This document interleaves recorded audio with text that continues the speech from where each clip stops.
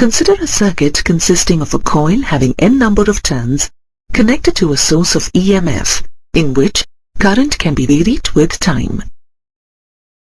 When the source current is in the direction shown, a magnetic field directed as shown is set up inside the coil.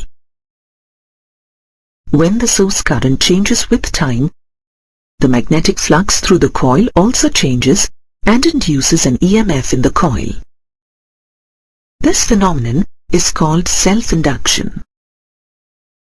The flux linkage through a coil of n turns is proportional to the current through the coil and is expressed as n phi b is directly proportional to I.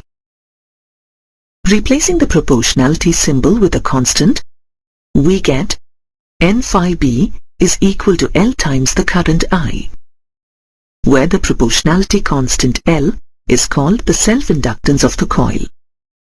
Let this be equation 1. L is also called the coefficient of self-induction of the coil. When the current in the circuit is varied, the flux linked with the coil changes and an EMF is induced in the coil. This means d by dt of n phi b equals to L di by dt. Let this be equation 2. From Faraday's law, for a coil of n turns, the self-induced EMF E is equal to minus d by dt of n phi b. Let this be equation 3.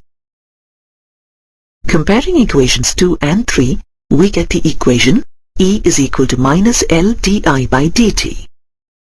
Let this be equation 4. It is important to know that from Lenz's law, the polarity of this induced EMF is such that it opposes the change in the magnetic field from the source current. Even Faraday's equation confirms that the self-induced EMF opposes any change of current in the coil. Thus, this self-induced EMF is also called back EMF. The self-induced EMF plays the role of inertia. It is the electromagnetic analog to mass in mechanics. Hence, work needs to be performed to establish a current in a circuit, and it is stored as magnetic potential energy.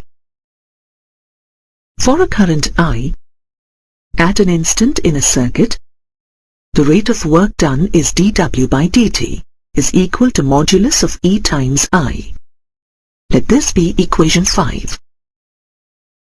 On substituting the magnitude of E from equation 4 in equation 5 and simplifying, we get dW by dt is equal to Li di by dt.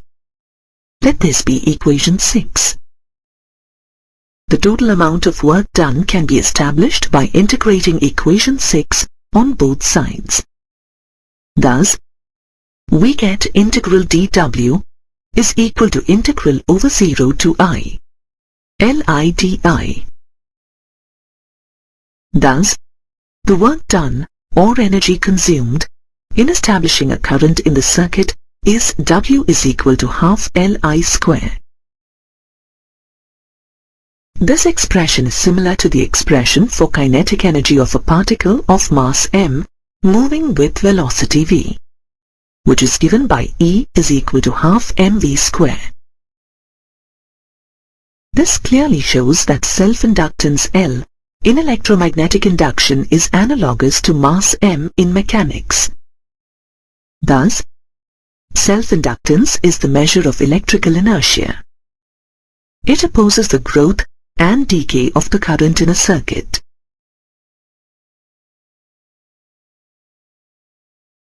Let us now calculate the self-inductance of a long solenoid. Let the length of the solenoid be L, the current through it be I, the number of turns be N, and its area of cross-section be A. Let the number of turns per unit length of the solenoid be N, which is equal to N by L.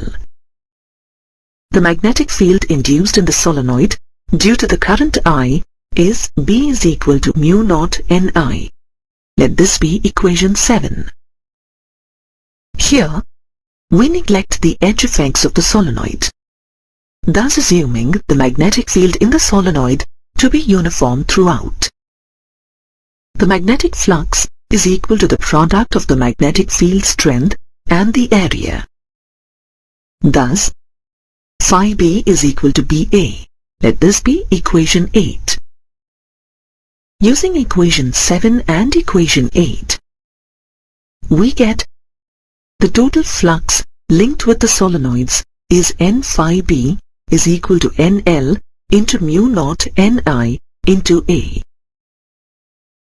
Simplifying the expression, we get N phi B is equal to mu naught N square ALI. Let this be equation 9. We have already established that N phi B is equal to L times the current I. Comparing this expression with equation 9 and simplifying, we get the value of L as L is equal to mu naught N square AL. Let this be equation 10. If the space in the coils of the solenoid is filled with the material of magnetic permeability mu R, then L is equal to mu R mu naught N square AL. Let this be equation 11. Note that the self-inductance of the solenoid depends on the geometry and the permeability of the medium.